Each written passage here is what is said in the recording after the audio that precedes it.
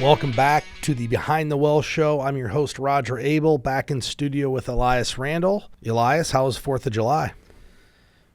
Wonderful. I personally really love the Independence Day holiday. It has a lot of the things I like outside, by the pool.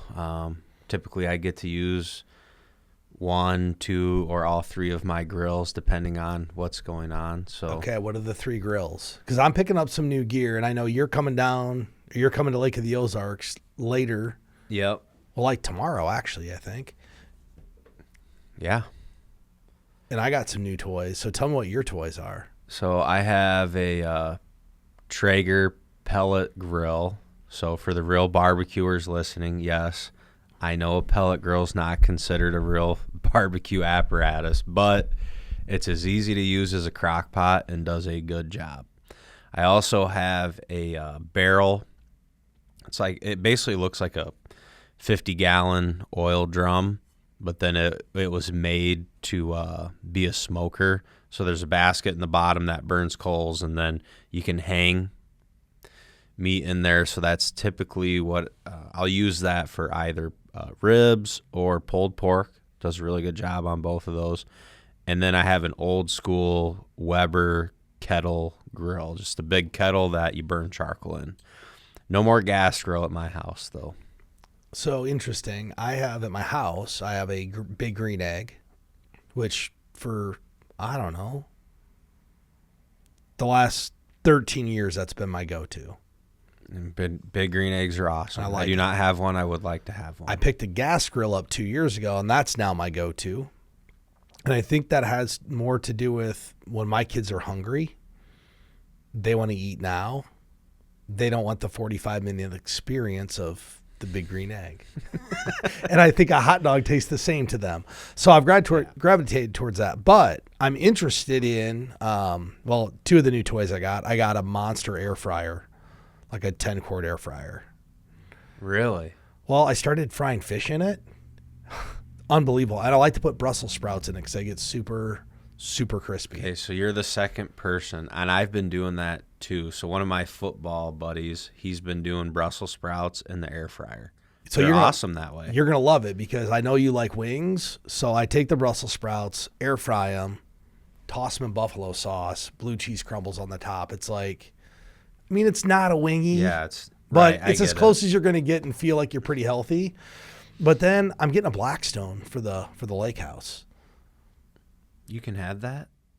Do they have an electric version? They have I thought at your complex you couldn't have gas. They don't allow, in Osage Beach, they don't allow open flame.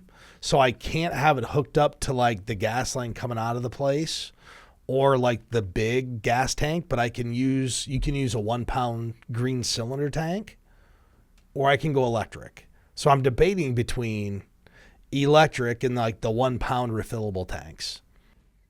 I don't know. Okay, hold on. So does Blackstone 1, do they make an electric? Yes. And can you have a propane?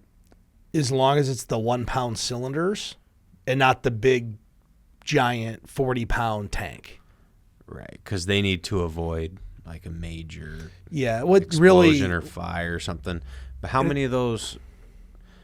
So how many times could you use the 1-pound tank? I've never grilled with that. I don't know, but so I'm going to tell you, and I'll let you guide me because I'm getting this before, I'm going to pick it up today. Okay. The electric, it's a non-stick surface. So it's more like a non-stick pan. So you have to be more careful with it, where the gas version is the traditional Blackstone steel cooktop. Okay, I do have an opinion on this. And here's why I want to get it. I've had this conversation with other people. Okay, so that's why I'm hitting you up, but here's why I actually want to get it. I make pancakes. How am I going to make pancakes for 6 kids? I can't make 2 pancakes at a time. Right. Okay, so I would get the electric if it was me, I'd get the electric non-stick version. Yes, and then I would get the plastic tools that they give you to scrape it. So now the gas burning flat top Blackstone, those are awesome. That's what this one is. Right, but if you get the traditional top for it, the metal one, the cast iron, I'm sure it's probably made out of, you're going to have to season it every time you use it. So the cleanup takes longer. And you know how I take care of things probably. Well, and dude, seasoning, like, I don't really use my cast iron stuff very often because I don't really care for the extra steps of seasoning it when I'm done. I've tried it. It's not really something I enjoy, so I'm fine, totally fine with the nonstick. And so the nonstick one, they give you a little plastic scraper with it. You're done cooking, you spray some water on it, and you scrape it off into the opening, and you're done. That's how I was leaning, but then I watched some videos that got me leaning more towards the gas one because... Well, because you're traditionalist on YouTube. Well, you should cook with cast iron. No, they did a side-by-side, and so I started thinking about nonstick, and I can't believe our show's transformed into nonstick surfaces. But that's what happens around 4th of July.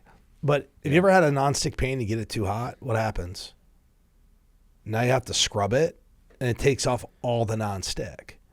So I'm actually concerned that I cooked something on there that I really have to scrub, and then in a year, the nonstick surface is no longer nonstick, and now it's just a disaster. Like, I buy nonstick pans, and we keep them until they're not nonstick. We throw them away. We buy the same brand. They're great. But we just beat them up, and they're $35, and when they're done, you throw them away and get a new one. Just make sure you use some butter or grease or oil. I don't know. So anyway, I'll figure out what I'm going to buy. I got about 3 hours to decide before I head down to pick this up. But I love the holidays too, and 4th of July is always a pretty good one. That said, I ran across an MSN article, and I thought it was actually a really great article because, you know, I think for a lot of people, the idea of being a millionaire it's always kind of been like the mark, right? Like, oh, I'm a millionaire. And $1 million today isn't what it was 20 years ago. But this article's on MSN. It was called, I'm a Self-Made Millionaire, 7 Lessons I Learned to Achieve Financial Freedom in Retirement. And the very first part of this article is a gal who had a startup company, and she sold it for $100 million early. Like, she sold it in her early 50s. And most people, if I polled most people who are 20 or 30 years old and said, hey, you're going to do a startup when you're 50, you get to exit for $100 million, they would be like, that's the greatest thing ever. Sounds good. Yeah, I'd do that. Do you know what she said about early retirement? Too boring or something? That's exactly what she said. It's too boring. It's too boring. And I think people have this just infatuation with not having to go to work, and they think that retirement's going to be great. But how many times have we had people that retire early and they're like, man, I'm bored, and they go back and work a different job anyway? It happens, and it's very possible. Yeah, everyone's different. But this person, if you built a company and sold it for that, you're pretty driven, I would assume. So to not have any goals to work on, or, I had one time, someone told me once, I could only relax at a beach for so long, and it's about 12 hours, and then I'm done with that, and I'm ready for a project. About 3.5. But okay, think about this. But the point they were making was, I'm not, like, for them to be happy, relaxation and like that type of stuff doesn't motivate them. For them to be happy, they like having projects to work on. Well, that's part of it, but also think about the individual has an 8-to-5 job, and they're saving and dollar cost averaging and doing all the like really good things we talk about. They've had 35 years to think about retirement and prepare and kind of get an idea of what they're going to do. You come and meet with us and you're 50, we start talking about what are the goals. Well, I'd like to retire at 62 and, do these travels. Like, they're thinking about retirement. Likely, if you had a startup company that grew to 100 million, it probably grew really fast. And the second thing that happened, somebody offered you enough money that you just said yes. And you had no time to think or prepare for what you were going to do. Do you think, did this article? No, I'm just looking behind the lines. Okay, I'm just thinking, if I was 40 years old and I started a company, and then 10 years later it's worth 100 million, and someone knocks on the door and said, here's 100. You haven't had time to think about it. You're like, man, what do I do now? And you made a good point. most people that are business owners or started a business, there's some level of drive there that, one, they like risk. And number two, they're just driven to keep improving and doing things different. So I understand why this person would be completely bored. So just because you think retirement's great, it will be, but you could be bored. The other thing that I really thought was interesting about individuals who, hit the what we would call multi-million-dollar mark, they said they had to find investments that they're still passionate about. Because, most people that have you hit it big, you got $10 million. Well, how much do you really need? And then how much risk do you have to take? They had to find investments they were passionate about, not just in the stock market. Like, they need a project. They need a project. They need something to think about and tinker with. Yep. Are you ready to take control of your financial future? The financial professionals at Premier Investments and Wealth Management are the guides you've been looking for. Picture this, a financial plan tailored exclusively to you.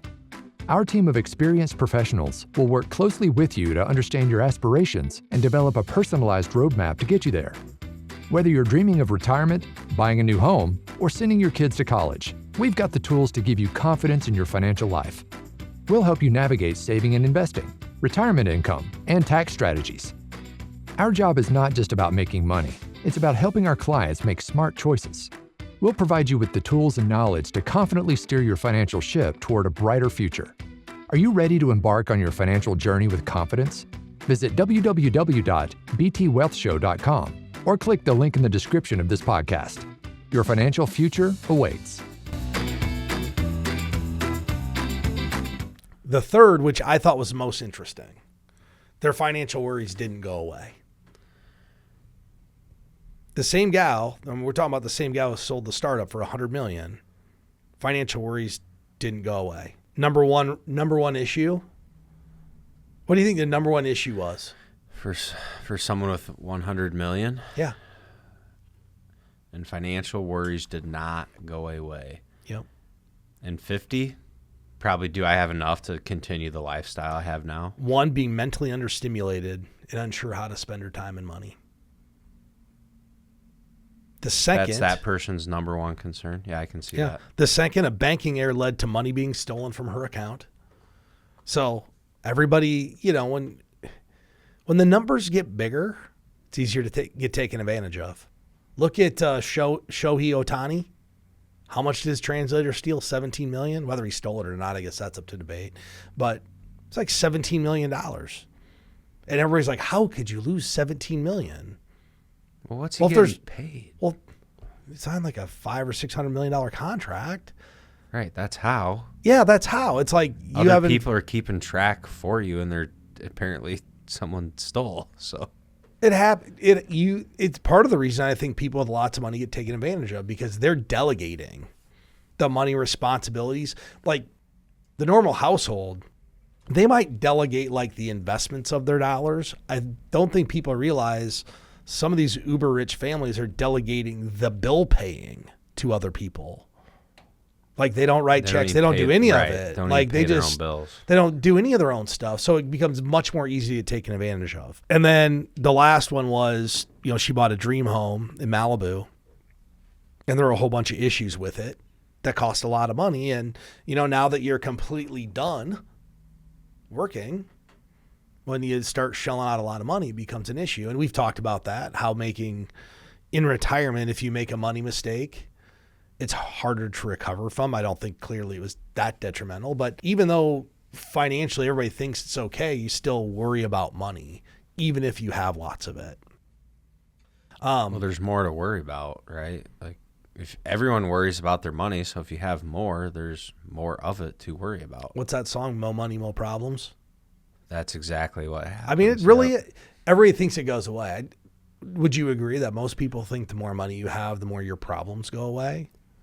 Yes. I think everyone has a number in their mind that they think if I had that, my life would be perfect. I can tell you. I think that exists for everyone. I can use my example. I'm doing much better today than I was 6 years ago. I have way more stuff to worry about today than I did 6 years ago. Yeah.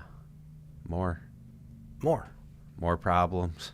Yeah, it doesn't mean that's bad. They're It's not just, all bad problems, right. right? Yeah. Right. One of the other things she mentioned, you got to look for business help. I think she found that the sooner you look for help, the better. That's why people engage financial advisors. And the next one is actually making sure you work the proper financial advisors. And who are the proper financial advisors? People who have a very high level of worth or are going to get there. You really should have a team. You should have a financial advisor, accountant, and a legal team, and really try to get all those people to work together. The more you can put those people together, the better. The sixth thing, you should treat yourself on your journey. I like that. I love to treat myself. I mean, my wife, I love it. I like to treat myself, but my wife actually comments like when good things happen, she goes, we never we might go do something, but it's never specific to, hey, we accomplished this. Let's do something give because yourself a reward. Like me, I get what I want for the most, like within reason. Yeah. But it's never like, hey, let's go do this because we accomplished X. Like she's more like, let's be specific when something really great happens that we accomplished. Like, let's go celebrate. I like that. You're probably similar to me. You would be the same way. You'd be like, yep, that happened. Great. Let's move on to the next thing. Yeah, I like that. Be intentional, man. Intentional, right? About you accomplish something, go celebrate a little bit. Enjoy it. Feel good about it. I like that. And the last tip they had, start saving early. Number one tip. Yeah, what's there to disagree with there? It's the easiest way to become a millionaire. Start saving early. Start saving early. So have you heard about the new type of inflation called Funflation? No, but I'm interested. Yeah, so this is relevant with what we were just talking about. So hopefully people are doing such a good job saving, they can combat what's being called funflation. And before I dive Let me guess what it is. Okay, yeah, this is like the cost of the toys have went up exponentially. It's actually travel and experiences, the cost of travel and experiences, and like concerts. Oh, yeah, I know all about that. Yep. So, and I think I'll go on a little bit of a soapbox with inflation just because inflation is just the gift that keeps on giving, right? And now, in addition to inflation and shrinkflation, which if people listen, they know how much I dislike shrinkflation. Now we have funflation, which is at least fun to say. So, and I hope people are doing a good job with their savings and can become a millionaire. So then they can afford the funflation. And it talks about it's inflation for admission to movies, theaters, and concerts in the U.S. since May of 2021. And prices have risen almost 17%. More than that, depending upon what you're doing. Right. So the movie theater hasn't increased, right, as much as what's the concert Taylor ticket? Swift is charging for the Eras tour that I did not realize, but apparently people are willing to go anywhere in the world to watch Taylor Swift on the Eras tour, and rightfully so. She's awesome, right? Great songwriter, great entertainer. But that was one of the examples in here is people are. It's almost kind of like the YOLO mentality is kind of evolved to this next next level of it. And I was also trying to think about, why are Americans going all out on entertainment? And the article talks about kind of the YOLO mentality with the funflation. And, I'm not sure exactly what has happened in the last couple years. I know. But, okay, I want to hear your take, and then I'll get in there. I'll give my take, too. What? Instagram, social media, all of that. All my friends are doing it. I need to do it too. Let me tell you how bananas this got. I don't remember when I went to my first concert, but I was married for a number of years before. I didn't go to a concert anytime in high school, never in college. The first concert I went to was the Iowa State Fair, and it was Train and Maroon 5, and Maroon 5 was the opening act. So it was before Maroon 5 was pretty popular. Okay. So the first one we paid decent money to go to, though. My wife was always going to concerts. I was just like, I don't want to go, whatever. But I remember, and I don't know how long ago, this is at least 10 years ago, we went to a Maroon 5 concert because my wife was really into Maroon 5, and another couple we were friends with went. And they're like, we got to get tickets in the first 10 rows because they want to have good seats. I get it. Like, if I'm at a concert, I don't want to sit up in the top. Like, and I want to say at that time, those tickets were maybe like $175 a ticket. And that time, it's like, that was a lot of money. 10 years ago, that's probably what they're charging for the middle deck now at these shows. Do you know what pit tickets are to Morgan Wallen in Kansas City? $1,200, $950 a ticket $950 for the pit. each. There's no seating. It's crazy. Oh, Morgan the Cowboy got in trouble, and now people. I actually think that was good for his image. That's a different topic, but. Well, I mean, but anyway, these concert tickets have got completely out of hand. I mean, we saw Funflation. We saw Ed Sheeran at Soldier Field.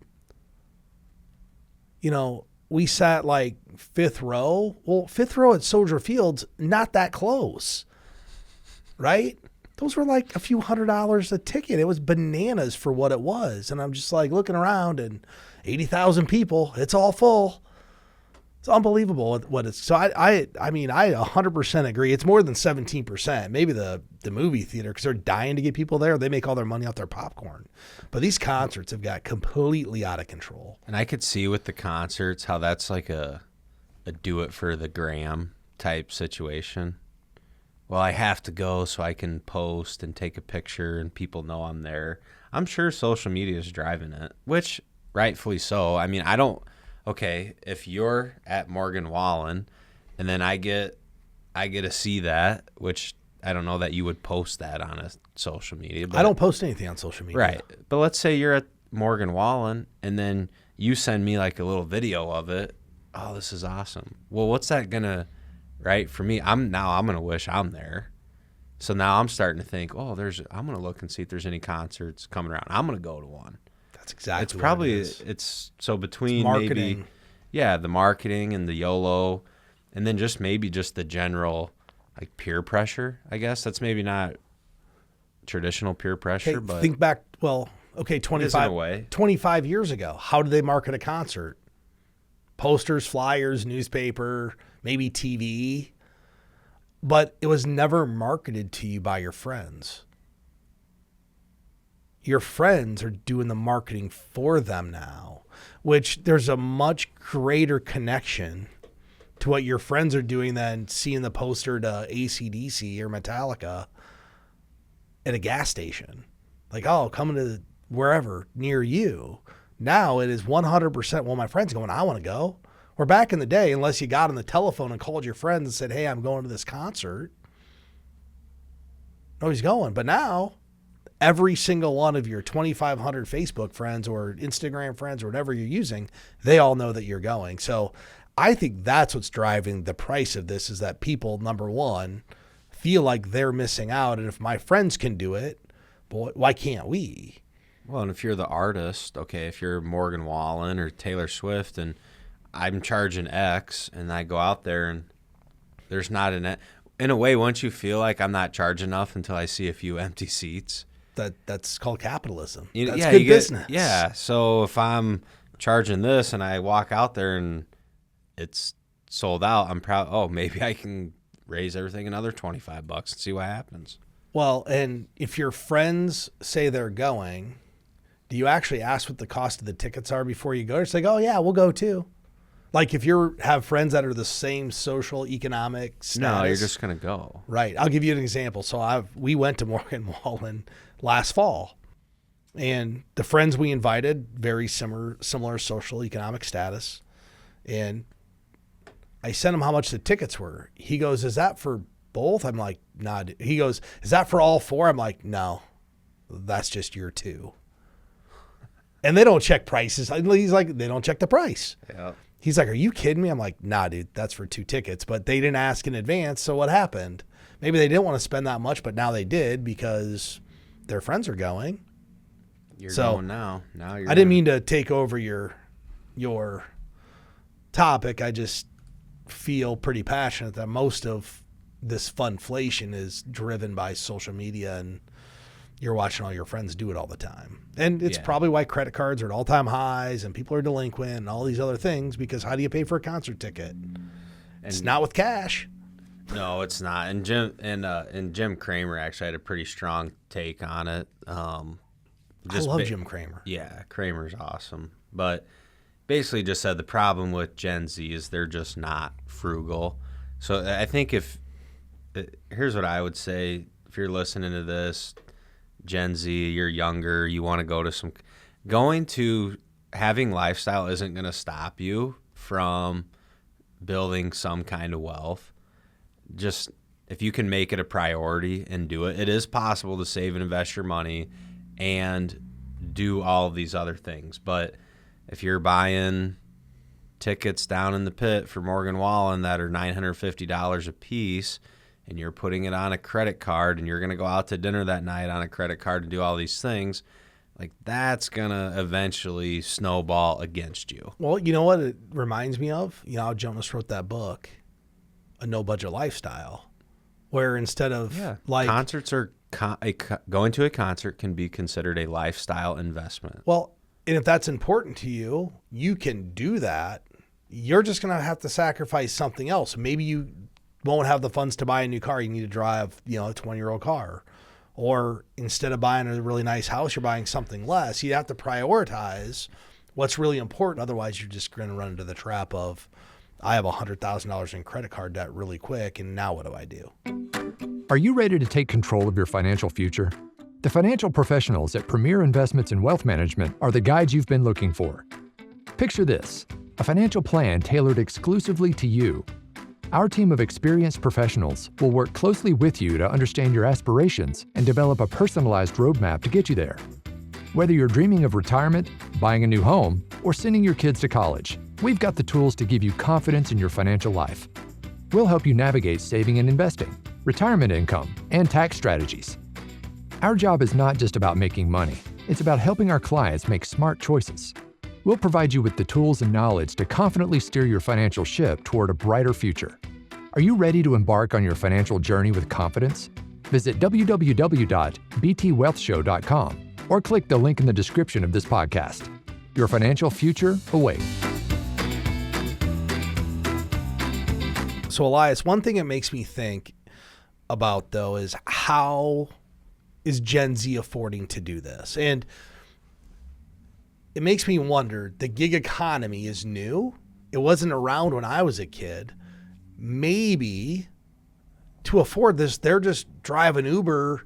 Maybe they have the regular job and that's what they're living off, but then they go drive Uber to make enough money to go spend the mad money on concert tickets or vacations or whatever it is. So I recently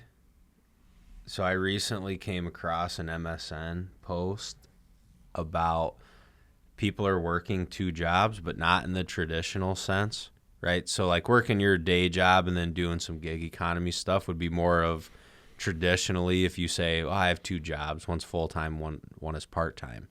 Now, there was no information on how many people are doing this, so I can't speak to the number of people doing it, but there are people who are now secretly working two full-time jobs, and they can do it because they're both remote employment.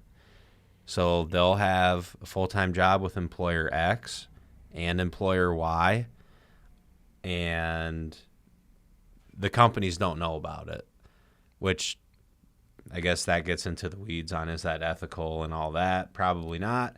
Well, yeah, but hold on. If you're working two jobs, so instead of having a second part-time job, maybe they're able to do both jobs in 12 hours a day. Yes. The article this was specifically about one person working two remote jobs. And eventually he did disclose to one of his employers what he was doing. And they said, well, the quality of your work is good, so we don't care. That's what we would say, right?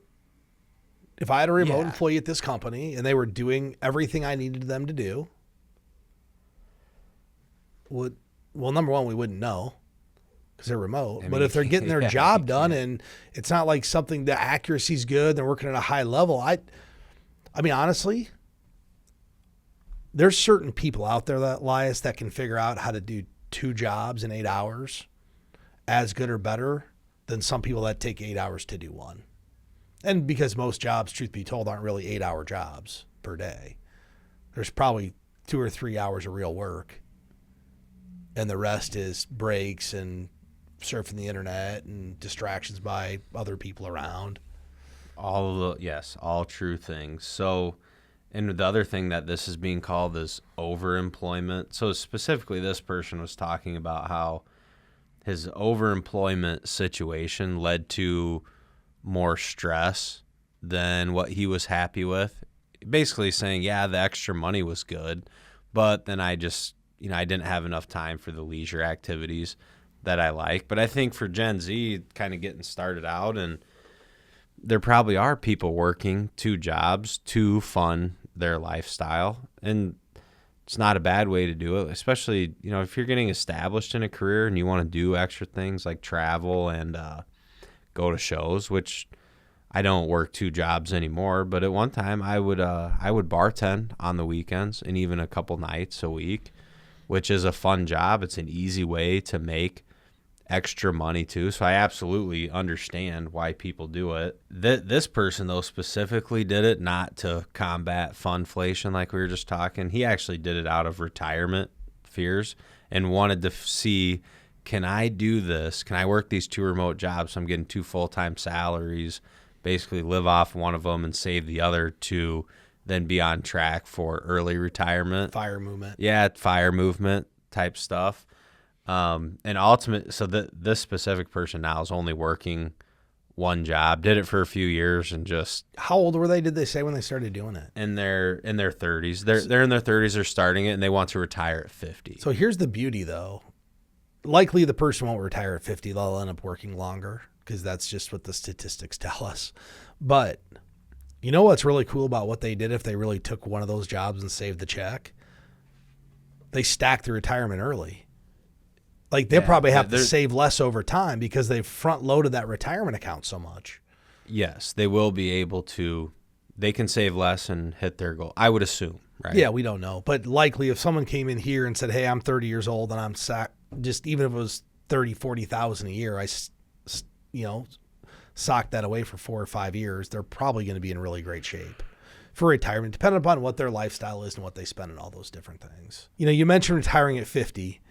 And we talked earlier about how people think retirement, some people who retire early and have the funds to do it think retirement's boring. And it got me thinking about, there's ways that people could actually go test drive their retirement. Like, why wouldn't you try to test drive your retirement a little bit? How do you do that? Well, there's really a few ways that you can do it. One, let's say you're 5 years from retirement and you think you can retire and you've done a financial plan and it says, yep, you can do it. The first thing you could do is you could start living on what you expect to live on in retirement. So let's say you're making a job, you have a job where you're making $200,000 a year, making a number up. But your financial plan says you need to live on $6,000 a month. You just start living the lifestyle of, you only get $6,000 a month and you can't spend above it. That's the first way to test it, because what that's going to force you to do is get the budget on track. And that's arguably the toughest thing for people to do, is get the budget on track. You could get a second home if you can afford to do it, to see if you like that place, right? There's a lot of people who say, hey, I plan on moving to X. And maybe they've been to this place. Let's just say it's Florida. I'm going to go to Florida in retirement. You're from the north, you want to go to Florida. Well, how much time have you spent in Florida? Most people spend how much time? Like I don't know. A week? It's possible people say that and they've never been there. I don't know. I promise you I don't it's know happened. how many. Yeah. But the point is, could you go take, how many days of vacation do people usually get? 4, 5, 6 weeks? You could take 4 weeks of vacation and go live in Florida. See if you like it. See if you like it. Because a lot of times once you get to someplace, you start to realize the different nuances of what's there, and maybe it's not really what you want. I know an individual, they moved to the Villages in Florida, lived there for 2 years. They move back home after 2 years. So that there's really no in between on that place. No, you either People love it or you either hate love it, and I've met both. I've met people who love it there. I've met people who do not like being part of that community. You know, and you know what weird. it's about? You have to figure out what you're looking for in retirement. It goes back to how we talk to people about laying out a plan. What does retirement look like? So I can tell you the dynamic in this family. The husband wants to go be active and be out and be around people all the time. The wife didn't. Doesn't really want to go out, doesn't want to like have new friends and stuff. Well, that's not going to work well because guess what's going to happen? Husband's going to be out in the villages. Which can lead to other problems. So I think I have a rationale as to why they move back. Yeah. But Yeah, because I know that's that if you don't like being super social, that's probably not a good place because that is it's almost, and I've never been there, but I know it's kind of like a golf cart community type situation where everything you could need is there, the stores and everything. I know there's all kinds of golf. So typically golfers like it. I know a couple that have moved there and live there now, and there's 18 golf courses. There's an unreal amount of golf courses there. for sure. And I know people that are there and they love it. I know people that go every single year for a month. I don't know too many people that live there full time. This individual moved there full time. But if you don't know where you want to go in retirement, but you know you want something different, you start traveling before retirement. Make a list of the places you think you'd want to go and start spending time there. Rent a place for a month. Some people want to live in a 55 years old and older community. Well, do you think you should just go from your regular residence to a 55 plus community without hanging out there for a month or two? Like, it's a different deal, right? Like, some people like to have young kids around to just bring energy and stuff to their life. 55 years and older community is just a different situation. Not that it's bad. It's just different. No, but you got to know that you're going to like that, I guess. If you plan on, another way you can test drive it, if you say you're going to work in retirement and you're going to work a gig economy job, maybe you should get the job ahead of time and do it on the weekends and see if you actually like it. I mean, I know people who've retired and driven for Uber. It didn't last very long. They didn't really like that. Don't like driving. They didn't like it, but they thought, oh, this would be a great gig job. Like, you're telling, so many people plan on doing things that they've actually never done. And then once they do them, like, yeah, I don't really enjoy this that much. It's kind of interesting to think, oh, I'm going to do this and I'm going to enjoy it, but you've never done it. I'm sure I've done the same thing. I'm Yeah, sure you have too. absolutely. You're like, I that know sounds for so sure. great. Then you're like, yeah, okay, I'm okay with that. I'll give you a good example. We've been to Florida like a few times in the last couple of years with the kids. Oh, the kids are going to love the beach. No. Guess what we do? Stay at the pool. I mean, it's just the truth. Like, everybody thinks they're going to love this aspect. My one daughter doesn't like to walk in the sand. Okay, fine. Go to the beach. Doesn't like sand in her hair. Go to the beach.